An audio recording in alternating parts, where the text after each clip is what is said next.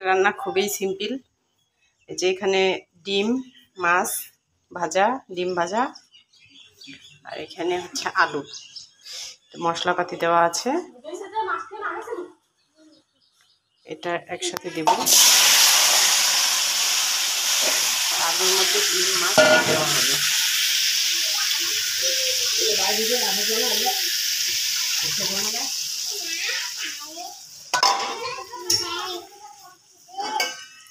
আলুটা সিদ্ধ হলে এখানে মাছ ভাজা, ডিম ভাজা সব দিয়ে রান্না করবো। আর এটা ভালোভাবে সিদ্ধ করে নিতে হবে।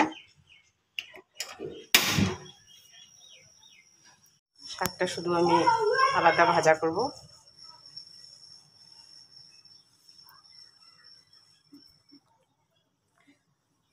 আর এই যে আলুর ডালের মধ্যে ডিম ভাজা, মাছ ভাজা। আলুটা আগে ভালো করে সিদ্ধ করে নিতে হবে। ঢেকে দিলাম। সিদ্ধ হয়ে গেলে আমি এগুলো দিয়ে রান্না করে নেব। আমি আলুর ডালের মধ্যে ডিম ভাজা আর মাছ ভাজাটা দিয়ে দিলাম।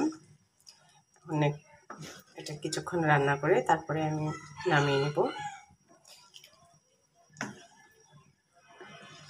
আর এখানে শাকটা আমি ভাজা করে নেব আলাদা।